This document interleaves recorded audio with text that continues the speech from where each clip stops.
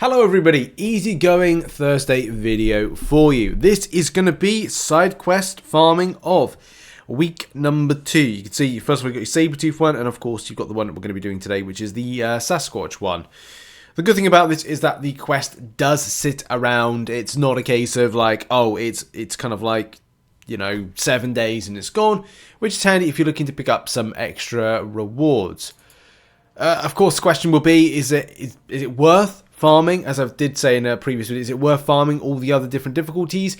Not so much. Not so much. Like, if you are just looking to do threat level 5, maybe just stick there. The only extras that are remotely interesting from it, in my opinion, is the extra 50 tier 2 primordial dust. Or they could be like, oh, I want extra 6-star shards and do the other threat levels. I think if you're looking to do all the difficulties through to a finish point, is there anything extra? I don't think there is anything that's kind of like remotely extra and spicy from it, especially from what I see in game. But yeah, like we're just going to get into doing threat level 5 for this week.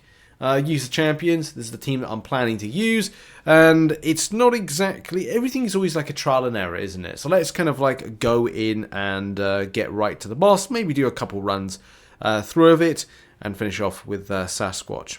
Sasquatch has offensive speciality, Bane of Damballa, Act of War. That's interesting because it's at the start of the fight, the attacker's block proficiency decays to 0 to 15 seconds. So, hey, you could take a block, then it ain't going to be great. At 0, the defender becomes passively unblockable. The attacker's block proficiency resets to full whenever they activate Striker.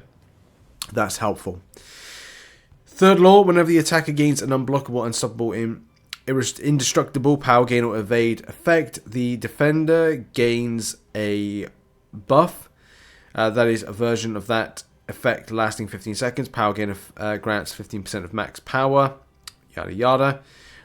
So yeah, having a champion attacker, your champion you pick, as long as you don't have unblockable, unstoppable, indestructible, or power gain or evade, you should be fine. So choose those champions when going up against it. And high energy diet.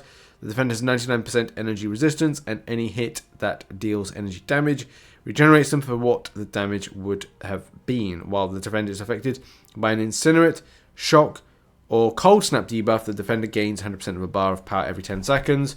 So yeah, any champion you're taking in that has those effects, you're basically going to power up. Power up, and as well, energy damage regeneration. So it kind of limits stuff. It's like you wouldn't take, in theory, you wouldn't take.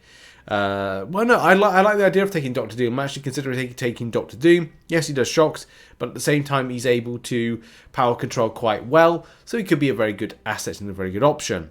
What I wouldn't have used or consider is something like Bishop, because he has Incinerates off of an SP2 that well timed. Well, not the prowess, but the unblockable special. So it may work.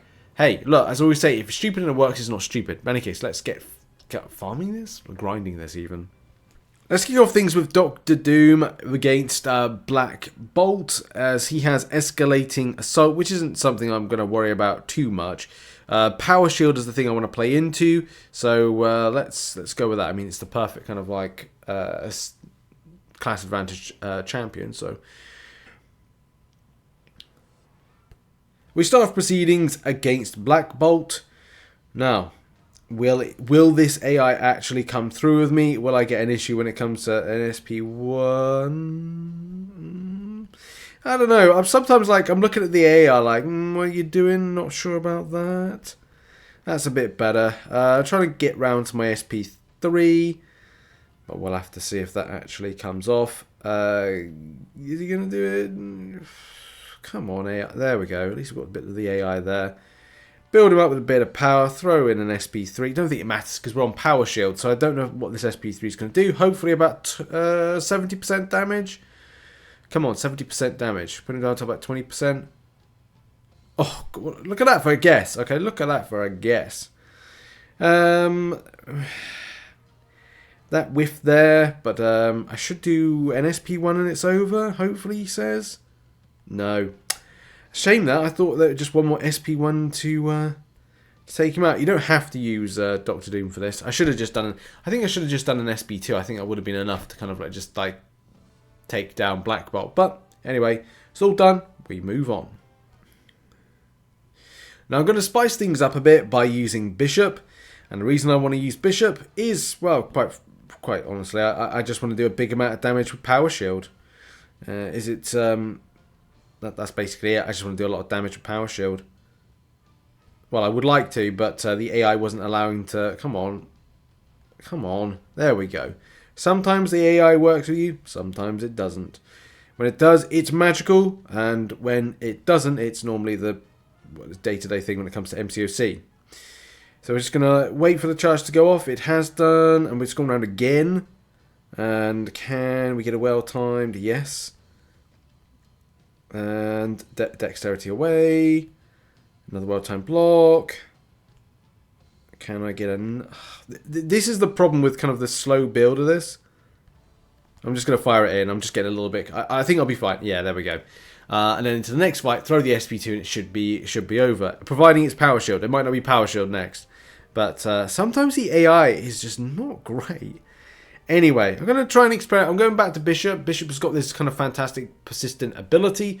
So in theory, all I need to do is build up my my prowess and throw in a big amount of damage, seeing as I'm pretty much on 2 bars of power. Now, when I'm doing Bishop from fight to fight, I normally only like taking 1 bar over, and that's mainly on the ramp, because a lot of the time when you're like, I'm ramping, or I want to ramp, that you can overshoot. Now, there we go, good. Now, I'm hoping I'm not going to get poisoned, he says. Oh. Can we do one more? Yep, here's the big SB2, fingers crossed. Boom, right there. Now, I don't know how that's going to play into the end boss, because I was planning to use either Hulk, well actually Hulk for that particular fight, or I was going to use Human Torch, but I don't know what's going to be interesting to use. Part of me just wants to use Bishop, but the problem is, it can't really, because what he might do is power up the enemy, because he's got high energy diet, and he's got high energy diet, it's like going, oh, he's got energy resistance. Yeah, and you're planning to do a load of incinerates, Rich. Yeah, I am. And you're planning as well, as a result, to give energy damage regeneration. Yeah, that's right. Maybe not do that? Yeah, that's actually would be a better idea. Now, I can't remember if a Mega Sentinel, I'm pretty certain she might be more energy damage related. So if I'm doing incinerates, plasmas, then that could be a bit of a bad spell for that. I'm not 100% sure. I should really be reading up right now, but I'm going to go with my safe bet, and that is, and even though he does have energy, and that is Human Torch. He does have like energy as part of his what he does, but I don't think it's as bad. He says in theory. Let's give him a go. Go with the classic. There we go with Human Torch. Now the question will be, yes, I think I am just charging him up, which is not great. Or at least it's like it's learning. Well, hang on, I am doing damage here. So what am I doing? Why am I kind of like saying to myself, no, you did bad, you did bad. Man, this is... do you know what? I had a funny feeling this would happen. The AI is just not being particularly helpful. But I have been kind of like... And here's the mistake, by the way. Here's a mistake. My block proficiency. I completely forgot about that. So my block proficiency at the moment is whittling down to literally nothing. What does that mean? That means that my unblockable... my unblockable. I am giving Sasquatch unblockable at the moment. So that's on me. Very bad, Richard. And at least I'm like shaving a little bit of health off away from him each time, which is sort of helpful.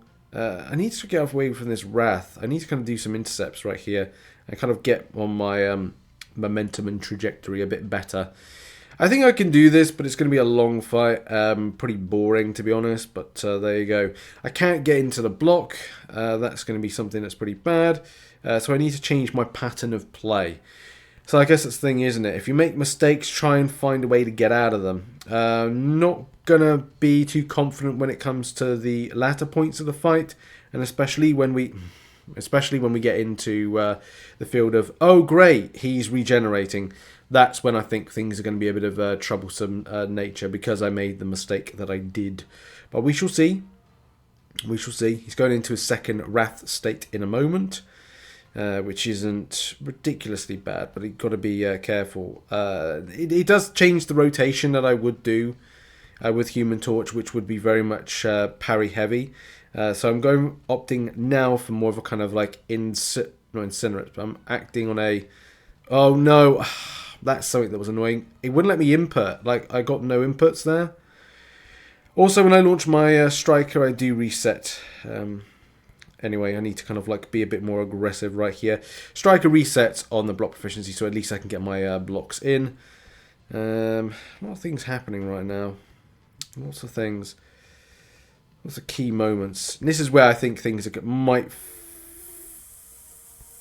go wrong. Maybe, he says. I do need to launch a striker in a minute. Oh, God. Yes, folks, come back in a minute when Silly Rich did silly things. Will he be able to get out of it? Only time will tell. Ah, mistimed. Damn, man, damn. I hate it when I mistime stuff. That's what MCOC is. The joys of gotta get it right. Gotta get it right. Gotta get your intercepts in. Well, there you go. There's the story of if it's stupid and it works, it ain't stupid. I kind of regret choosing that. I don't know why I kind of said to myself Human Torch would be the opportune counter. Hey, but like if it works, it works. In that particular fight, maybe I would have liked to have used Mega Sentinel or any of the others. Would it have been better? Maybe. But I was... there you go. There's a run through. Hey, did you have a better option? Put it in the comments.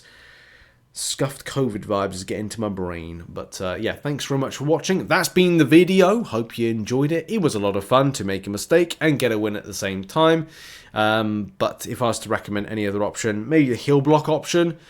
Maybe just intercepts, the striker being launched can be quite helpful. Anything that maybe, yeah, heal block is going to be helpful. High block proficiency champions, but it's just throwing that what is it called? Non-energy champions. Use that. Or champions that are able to punish with things like Petrify. I mean, I'll give you a good example. In that fight, again, if I was to go back, I would probably use... either Titania, Photon, some of the Petrify options from the Science line that could be quite good. Anything with a heal block might be quite good as well to kind of suppress that energy, especially if you're using a champion that's got energy within the kit. Maybe I should have kept up with Human Torch and his Incinerates in order to suppress the Not Go Nova Flame in order to get the Incinerates up to then suppress the healing.